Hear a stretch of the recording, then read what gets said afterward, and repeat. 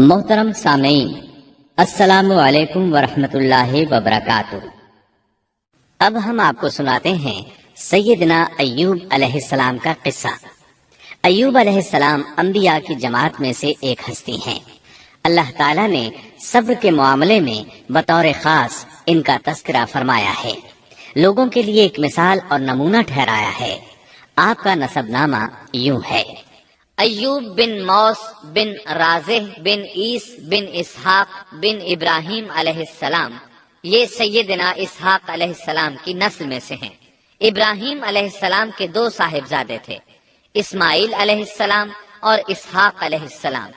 ان کے بعد سب کے سب انبیاء کرام اسحاق علیہ السلام کی نسل سے تھے، سوائے نبی کریم صلی اللہ علیہ وسلم کے۔ آپ اکیلے سیدنا اسماعیل علیہ السلام کی نسل سے ہیں۔ اسحاق علیہ السلام کے بیٹے ہیں یعقوب علیہ السلام۔ انہی یعقوب علیہ السلام کو اسرائیل بھی کہا جاتا ہے۔ اسی نسبت سے بنی اسرائیل کا مطلب ہے یعقوب علیہ السلام کی آل اولاد۔ یعقوب علیہ السلام کے 12 بیٹے تھے۔ ان کے بیٹوں کو اسباط بھی کہتے ہیں۔ ان کا تذکرہ قرآن میں بھی آتا ہے۔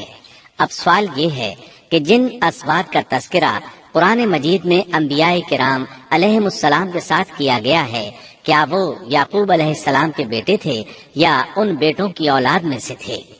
اکثر علماء کرام نے یہ اشارہ دیا ہے کہ اسباط لفظ سے جن انبیاء کرام علیہم السلام کی طرف اشارہ کیا گیا ہے وہ یعقوب علیہ السلام کے بیٹے نہیں ہیں، اس لیے کہ انہوں نے تو یوسف علیہ السلام کے قتل کی کوشش کی تھی، اپنے والد سے جھوٹ بولا تھا، ایسے اور بھی غلط کام کیے تھے، تو ان حرکات کے کرنے والے انبیاء نہیں ہو سکتے، جبکہ اسباط سے مراد وہ انبیاء کرام ہوں گے جو ان بیٹوں کی نسل سے آئے ہوں گے۔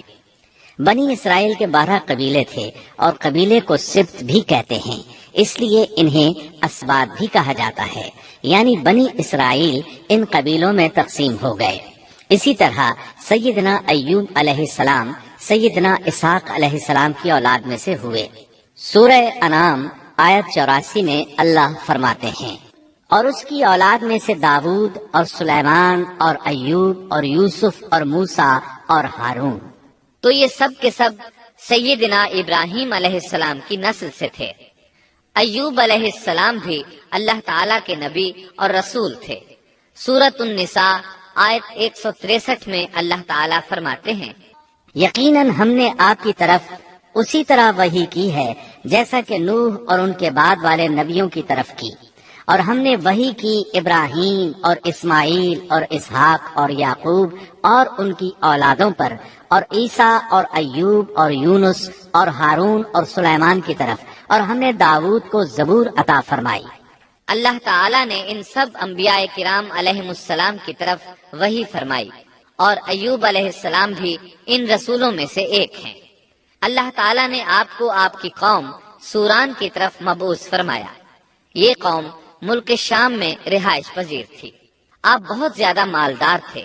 اللہ تعالیٰ نے آپ کو بہت زیادہ نعمتوں سے نوازا تھا۔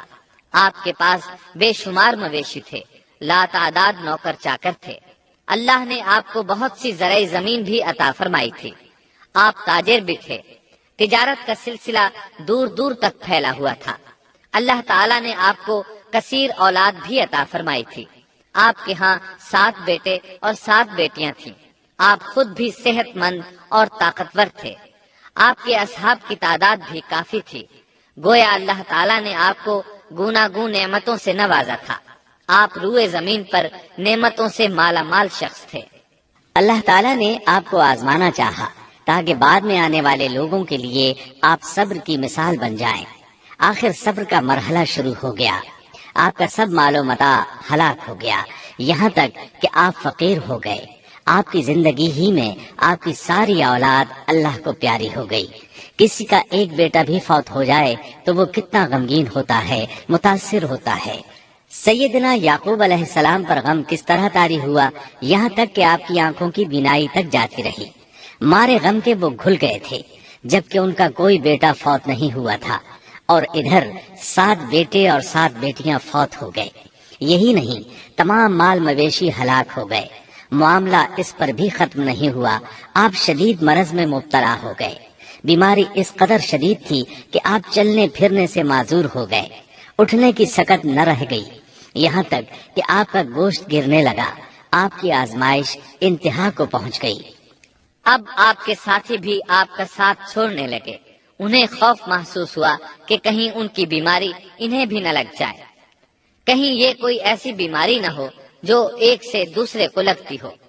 اس طرح سوائے 2 کے سب ساتھی آپ کا ساتھ چھوڑ گئے، کوئی آپ کے قریب نہ آتا تھا۔ جو 2 ساتھی ساتھ چھوڑ کر نہیں گئے تھے وہ بھی ذرا دور کھڑے ہو کر بات کرتے تھے۔ آپ کی خدمت کے لیے بس آپ کی بیوی رہ گئیں۔ وہ بہت وفادار بیوی تھی۔ یہ زوجہ محترمہ آپ کی خدمت کرتی، آپ کو کھلاتی پلاتی، آپ کو نہلاتی۔ پھر نوبت یہاں تک پہنچی کہ سارا ہی مال بالکل ختم ہو گیا۔ اب بیوی صاحبہ نے اجرت پر لوگوں کے گھروں میں کام کرنا شروع کیا تاکہ کچھ کما کر لائیں اور خاوند پر خرچ کر سکیں۔ یہ تھے اللہ کے نبی ایوب علیہ السلام۔ اتنی بڑی آزمائش میں پورے اترے۔ آزمائش بھی 1-2 ماہ نہیں، پورے 12 برس جاری رہی، اور ایک قول کے مطابق 18 برس جاری رہی۔ آپ اس دوران مجسمہ صبر بنے رہے۔ آپ نے کبھی کسی سے شکوہ تک نہ کیا، یہاں تک کہ کبھی زوجہ محترمہ سے بھی شکوہ نہ کیا۔ سال ہا سال اسی حالت پر گزر گئے۔ ایک بار آپ کی بیوی نے عرض کرنے کی ذرا ہمت کی اور کہا، آپ اللہ کے رسول ہیں، اگر اللہ کے حضور دعا کریں تو وہ آپ کی بیماری کو ختم فرما دیں گے، آپ کی حالت کو بدل دیں گے۔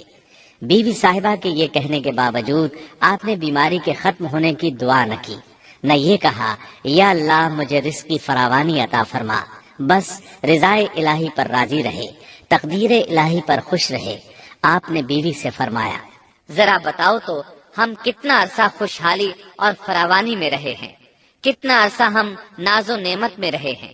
انہوں نے جواب دیا، 80 سال۔ یہ سن کر آپ نے فرمایا، مجھے اللہ تعالیٰ سے دعا کرتے حیا آتی ہے، جتنا عرصہ خوشحالی میں رہا اتنا عرصہ بیماری اور تنگ دستی میں نہیں گزرا، اس لیے میں ابھی یہ دعا نہیں کروں گا کہ وہ مجھے شفا عطا کر دے یا میری اس حالت کو بدل دے، وافر رزق عطا کرے، جب تک مجھ پر 80 سال نہ گزر جائیں۔ جس طرح میں 80 سال ناز و نعمت کی بہاریں دیکھتا رہا، اسی طرح 80 سال تک میں اسی حالت پر صبر کا دامن تھامے رہوں گا، تندرستی کا سوال نہیں کروں گا۔ آپ کے اس جواب پر بیوی صاحبہ مایوس ہو گئیں، اس لیے کہ انہیں تو بیماری کے ختم ہونے کی اور اچھے دنوں کے دوبارہ آنے کی امید تھی۔ آپ کی بات سن کر وہ بولیں، تب یہ آزمائش کی گھڑی کب ختم ہوگی؟ چونکہ اس بات سے اللہ تعالیٰ کی ناشکری ہوتی تھی، اس لیے ایوب علیہ السلام ناراض ہو گئے۔ انہوں نے اللہ کے نام کی قسم کھائی کہ اگر اللہ تعالیٰ نے مجھے شفا عطا فرمائی تو میں انہیں 100 کوڑے ماروں گا۔ دوسری طرف نوبت یہاں تک پہنچی کہ لوگوں نے آپ کی بیوی صاحبہ کو کام دینے سے انکار کرنا شروع کر دیا۔ ان کا خیال تھا کہیں ان کے شوہر کی بیماری انہیں بھی نہ لگ جائے۔ وہ سمجھتے تھے کہ ایوب علیہ السلام کی بیماری چھوت کی ہے، لہٰذا یہ بیماری ان کی بیوی کے واسطے سے انہیں بھی لگ سکتی ہے۔ جب معاملہ یہاں تک پہنچ گیا تب آپ نے ایک چھوٹی سی بات کہی، اس میں بھی کوئی واضح دعا نہیں تھی، جبکہ اس وقت سے بڑھ کر دعا کے لیے کون سا وقت ہو سکتا تھا۔ آپ کی اس بات کو اللہ تعالیٰ نے قرآن مجید میں بیان فرمایا ہے۔ سورہ انبیاء آیت 83 میں ہے، اور ایوب کی اس حالت کو یاد کرو جبکہ اس نے اپنے پروردگار کو پکارا کہ مجھے یہ بیماری لگ گئی ہے اور تو رحم کرنے والوں سے زیادہ رحم کرنے والا ہے، مجھے آزمائش نے آ لیا ہے اور تو ارحم الراحمین ہے۔ مطلب یہ کہ آپ نے واضح الفاظ میں دعا نہیں فرمائی، یہ نہیں فرمایا الہی مجھے تندرستی عطا فرما، الہی مجھے رزق عطا فرما اور میری حالت ایسی ایسی ہو گئی ہے، تو رحیم و کریم ہے، بلکہ یوں کہا وَأَنْتَ أَرْحَمُ الرَّاحِمِينَ، عرض کیا میری نسبت میری حالت کو تو ہی بہتر جاننے والا ہے۔ اللہ تعالیٰ نے دوسری آیت میں آپ کی حالت کو اس طرح بیان کیا ہے۔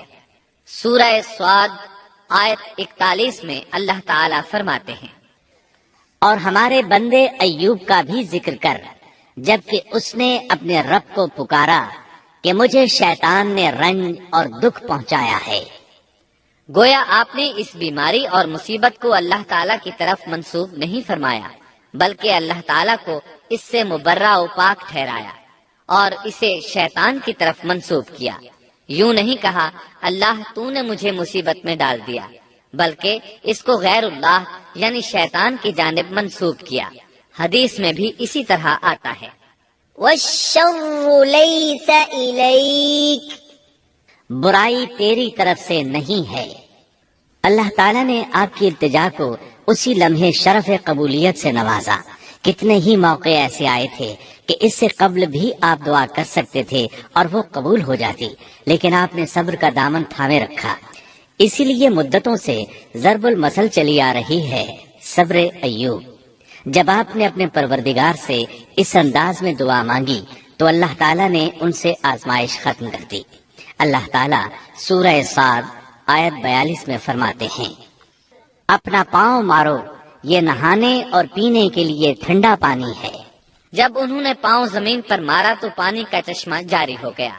علماء کرام کہتے ہیں جب انہوں نے اس پانی سے غسل کیا تو جسم کے بیرونی حصے سے بیماری ختم ہو گئی، اور جو ہی پانی پیا جسم کے اندرونی حصے کی بیماری ختم ہو گئی، اور یہ اللہ عز و جل کا عظیم احسان ہے۔ پھر سے بالکل تندرست بن گئے، ان کی صحت و توانائی لوٹ آئی، ایسے صحت مند ہو گئے جیسے پہلے کبھی ہوا کرتے تھے۔ ان کی زوجہ محترمہ باہر سے گھر آئیں تو بالکل نہ پہچان سکیں۔ ان سے پوچھنے لگیں، کیا آپ نے اللہ کے نبی میرے خاوند یعنی مرض میں مبتلا شخص کو دیکھا ہے؟ اللہ کی قسم، جب میرے خاوند صحت مند تھے تو بالکل آپ جیسے تھے، میں نے آپ سے بڑھ کر ان سے ملتا جلتا آدمی آج تک نہیں دیکھا۔ اس پر ایوب علیہ السلام بولے، کیا تم نے مجھے پہچانا نہیں؟ انہوں نے حیران ہو کر پوچھا، آپ کون ہیں؟ تب وہ بولے، میں ایوب ہوں۔ وہ بولی، سبحان اللہ، اس کا مطلب ہے بیماری ختم ہو گئی، اللہ تعالیٰ کا احسان ہو گیا۔ اس کے بعد اللہ تعالیٰ نے انہیں اہل و عیال کی نعمتیں بھی لوٹا دی، ان کے مویشی بھی انہیں واپس مل گئے۔ سیدنا ابن عباس رضی اللہ عنہما فرماتے ہیں، اللہ تعالیٰ نے صرف انہیں ہی اپنے فضل و کرم سے نہیں نوازا بلکہ ان کے ساتھ ان کی اہلیہ کو بھی اپنے خاص فضل و کرم سے نوازا، اس لیے کہ انہوں نے بھی اس عظیم آزمائش میں صبر کیا تھا، عظیم صبر کا مظاہرہ کیا تھا۔ اللہ تعالیٰ نے ان کی جوانی کو بھی لوٹا دیا۔ ان سے سیدنا ایوب علیہ السلام کے ہاں 26 بیٹے بیٹیاں پیدا ہوئے۔ یہ روایت بھی ملتی ہے کہ 26 بیٹے ہی بیٹے تھے، بیٹیاں اس کے علاوہ تھیں۔ اللہ تعالیٰ سورہ انبیاء آیت 84 میں فرماتے ہیں، ہم نے اس کو اہل و عیال عطا فرمائے بلکہ ان کے ساتھ ویسے ہی اور اپنی خاص مہربانی سے تاکہ سچے بندوں کے لیے سبب نصیحت ہو۔ مطلب یہ کہ ان کی جوانی واپس کر دی، مال و دولت لوٹا دیا، اور یہ چیزیں انہیں فوراً واپس کر دی تھیں۔ جسمانی صحت بھی واپس فرمائی اور دنیاوی دولت بھی واپس کر دی۔ امام بخاری، امام احمد اور دیگر محدثین نبی کریم صلی اللہ علیہ وسلم سے روایت بیان کرتے ہیں کہ نبی کریم صلی اللہ علیہ وسلم نے فرمایا، جب سیدنا ایوب علیہ السلام غسل فرما رہے تھے تو ان پر ٹڈیوں کی موسلا دھار بارش ہونے لگی۔ یہ ٹڈیاں کیا تھیں؟ وہ سونے کی ٹڈیاں تھیں۔ اللہ تعالیٰ ان کو غسل کے دوران ہی اتارنے لگے۔ ایوب علیہ السلام نے ان کو کپڑے میں جمع کرنا شروع کیا۔ اس پر اللہ تعالیٰ نے فرمایا، اے ایوب، کیا میں نے تجھے مالدار نہیں بنا دیا؟ اس نئے نازل ہونے والے مال سے بے پرواہ نہیں بنا دیا؟ ایوب علیہ السلام نے عرض کیا، جی ہاں میرے پروردگار، لیکن میں آپ کی رحمت اور برکت سے تو بے پرواہ نہیں ہو سکتا۔ ہاں اے رب، لیکن میں تیری برکت سے دور کیسے رہ سکتا ہوں؟ ان کا مال و دولت سب واپس مل گیا، اہل و عیال بھی مل گئے، صحت بھی پلٹ آئی۔ یہ سب اللہ کے خاص فضل و کرم سے تھا اور اس عظیم صبر کے صلے میں تھا جو انہوں نے کیا تھا۔ اللہ تعالیٰ نے ان کی اہلیہ محترمہ پر بھی نرمی فرمائی، جیسا کہ سورہ صاد آیت 44 میں فرماتے ہیں، اور اپنے ہاتھ میں تنکوں کی ایک جھاڑو پکڑو، بالکل باریک تنکوں کی ایک جھاڑو لو، اس میں 100 تنکے ہوں، ان کو اکٹھا کر لو۔ اس کے بعد فرمایا، جھاڑو سے اسے مار اور قسم کے خلاف نہ کر۔ مطلب یہ کہ ایوب علیہ السلام نے اپنی بیوی کو 100 کوڑے مارنے کی قسم کھائی تھی۔ اللہ نے یہ تدبیر سمجھائی کہ 100 تنکوں کا جھاڑو لے کر ایک بار انہیں مارو اور قسم پوری کرو، قسم کی خلاف ورزی نہ کرو۔